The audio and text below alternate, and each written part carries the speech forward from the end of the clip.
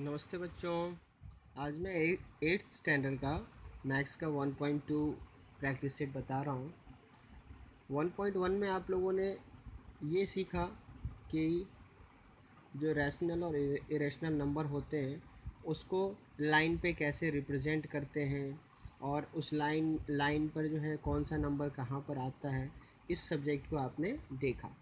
अब उसको आगे बढ़ाते हुए दो नंबर को यानी दो रैशनल नंबर को कैसे कंपेयर करते हैं, इस बारे में आपको आज मैं सिखाऊंगा। तो सबसे पहले समझिए कि नंबर है, जीरो को आप सेंटर में रखें। वन जो आएगा वो किस तरफ आएगा, राइट हैंड साइड में आएगा। वन के बाद टू, टू के बाद थ्री, थ्री के बाद फोर, फाइव। और जब भी मैं बात करूँगा माइनस नंबर का तो कैसे आएगा, -1, -2, -3, -4, -5। ठीक है। सपोज ये एक लाइन है, इस लाइन पे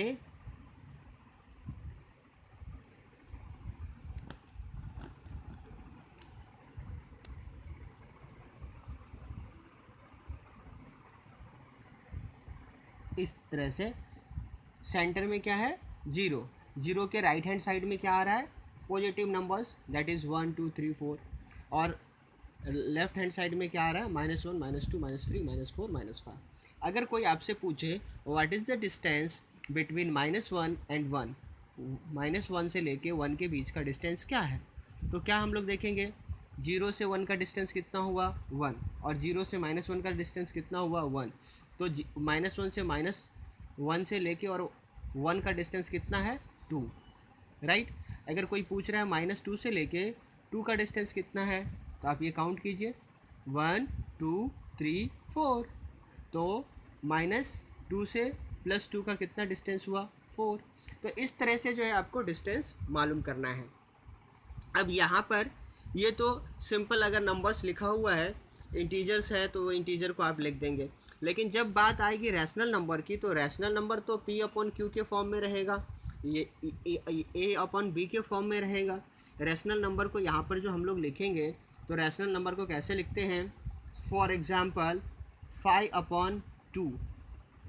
तो 5/2 एक नंबर है और दूसरा नंबर है समझो 2/3। अब आपको ये बताना है कि 5/2 और 2/3 ये दोनों को कंपैरिजन करना है कि कौन सा बड़ा है कौन सा छोटा है, क्या इक्वल है, ये बताना है। तो ये बताने के लिए सबसे पहले हम लोग क्या करेंगे कि यहाँ पे देखो दो चीज़ है, नीचे वाले को क्या बोलते हैं, डिनोमिनेटर,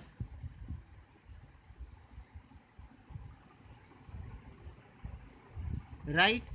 और ये हो गया आपका नॉमिनेटर। ओके। तो हम करेंगे क्या, जो डिनोमिनेटर है, अब फॉर एग्जांपल डिनोमिनेटर इसका क्या है, 3।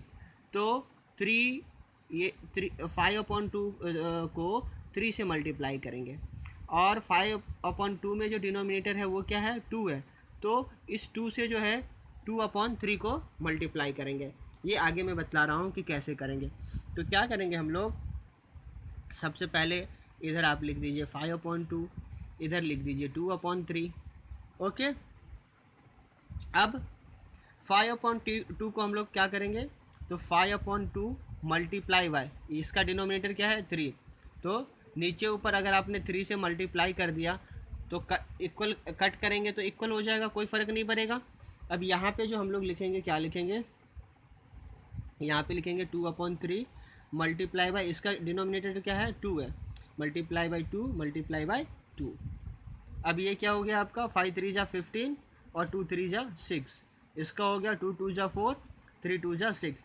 अब देखो दोनों का डिनोमिनेटर क्या हो गया, इक्वल हो गया। अब आपको ये देखना है कि किसका नॉमिनेटर बड़ा है, डिनोमिनेटर तो सेम हो गया, नॉमिनेटर किसका बड़ा है, तो 5/2 का जो नॉमिनेटर आया कितना आया, 15 आया, इसलिए ये बड़ा है ये छोटा है। तो इसको क्या लिखेंगे, 15/6 is greater than 4/6, therefore 5/2 is greater than 2/3। आया समझ में। चलो एक और एग्जांपल देखते हैं जिससे आपको समझ में आएगा। फॉर एग्जांपल ये पॉजिटिव नंबर का था, चलो एक नेगेटिव नंबर का लेते हैं, ये आपका एग्जांपल 1 था। अभी एक दूसरा एग्जांपल लेते हैं,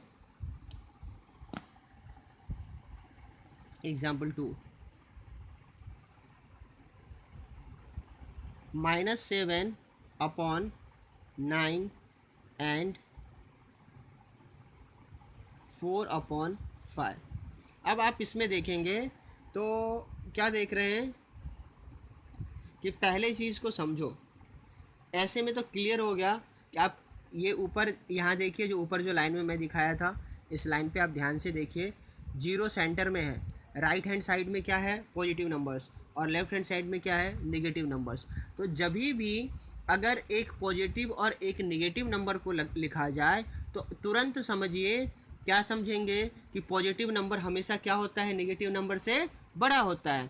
इसलिए यहाँ पे आपको कुछ भी नहीं करना है, डायरेक्ट जो है इसमें क्या आप लिख सकते हैं, डायरेक्ट यहाँ पे आप लिख सकते हैं कि 7 upon 9 is less then 4 upon 5।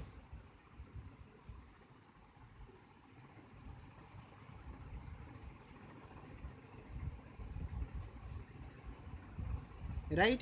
अभी देखिए एक दूसरा नंबर, जब भी अगर समझिए दोनों पॉजिटिव नंबर है तब तो आपको ऐसे बनाना पड़ेगा, लेकिन एक नेगेटिव और एक पॉजिटिव नंबर दिया हुआ है तो तुरंत समझ में आ जाता है कि नेगेटिव नंबर हमेशा पॉजिटिव नंबर से छोटा होता है, इसलिए यहाँ पे कोई भी कन्फ्यूज़न नहीं है। लेकिन अगर समझो जैसे ये 2 पॉजिटिव नंबर है, ऐसा ही अगर 2 कोई नेगेटिव नंबर दिया हुआ है तभी आपको फिर कंपैरिजन करना पड़ेगा। तो एक एग्जाम्पल हम लोग ले लेते हैं नेगेटिव नंबर का।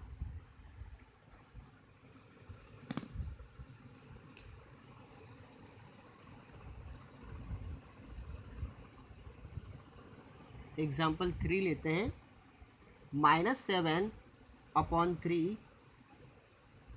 And -5 upon 2। अब देखो पॉजिटिव नंबर में तो समझ में आता है कि 5, अगर समझो 5 है तो 5 3 से बड़ा है, लेकिन जब आप नेगेटिव नंबर में बात करोगे तो अभी यहाँ पे देखो इस फिगर में पॉजिटिव नंबर में हमेशा 1 2 3 4 5, तो इंक्रीजिंग ऑर्डर में इधर जो है जो भी नंबर्स बढ़ते जा रहे हैं वो बड़े हैं।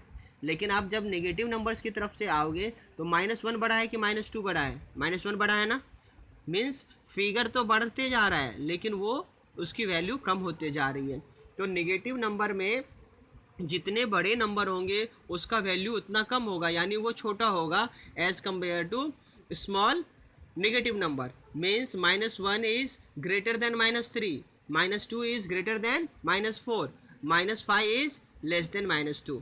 ठीक है, तो ये ध्यान रखना है कि अगर 2 पॉजिटिव नंबर है तो पॉजिटिव नंबर में सिंपल सी बात है कि 2 is greater than 1, 4 is greater than 2, but negative number में उलट हो जाएगा, यानी -1 is greater than -4, -2 is greater than -3, -3 is greater than -5। ठीक है, तो चलो अभी इस कंपैरिजन में सेम करेंगे, पहले डिनोमिनेटर को क्या करेंगे, सेम करेंगे। तो -7 अपॉन 3 और इधर ले लिया -5 अपॉन 2। ये जो डिनोमिनेटर है, इस डिनोमिनेटर से इस दोनों को मल्टीप्लाई करेंगे और इसके डिनोमिनेटर से ये दोनों को मल्टीप्लाई करेंगे, यानी कि -7 upon 3 multiply by 2 multiply by 2, और इधर ले लेंगे -5 upon 2 multiply by 3 multiply by 3। अब 7 2 जा 14, 3 2 जा 6, तो -14 अपॉन 6 हो गया, और इधर हो गया 5 3 जा 15 और 3 2 जा 6। दोनों डिनोमिनेटर को सेम कर लिया हम लोगों ने। अब इसका नॉमिनेटर देखो, जो नॉमिनेटर छोटा है, अब जैसे -14 क्या है, -14 दिखने में छोटा लग रहा है, 14 जो है 15 से छोटा है ना, लेकिन माइनस में मैंने आपको क्या बताया, जो छोटा वाला है वो बड़ा होता है, इसलिए क्या लिखेंगे, -14 upon 6 is greater than -15 upon 6।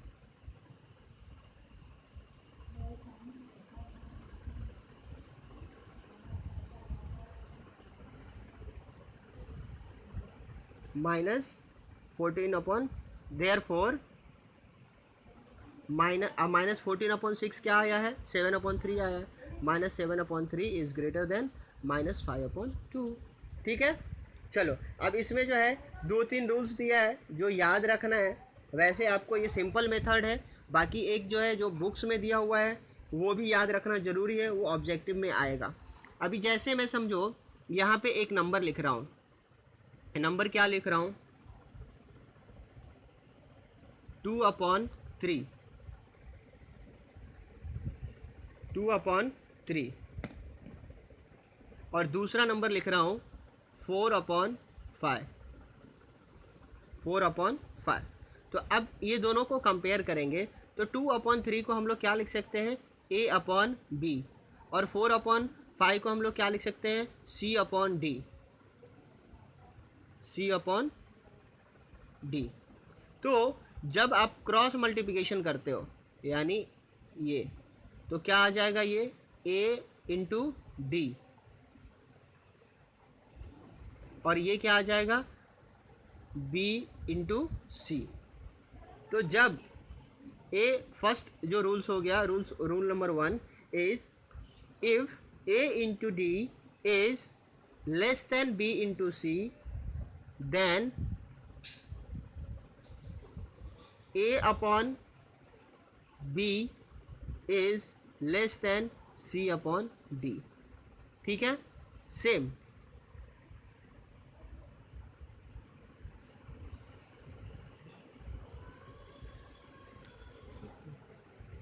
A/B is less than C/D।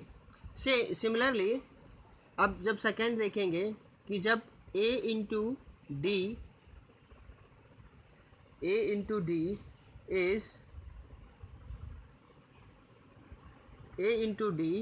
is equal to B/C, then A/B is equals to C/D। ठीक है, अब थर्ड वाला देखो, थर्ड क्या होगा A/D is greater than C/D, then A/B is greater than C/D। तो ये आपको 3 फार्मूला याद रखना है। इसी 3 फार्मूला पे आपको आगे का सम करना है। अभी मैं आपको बता रहा हूँ प्रैक्टिस सेट 1.2।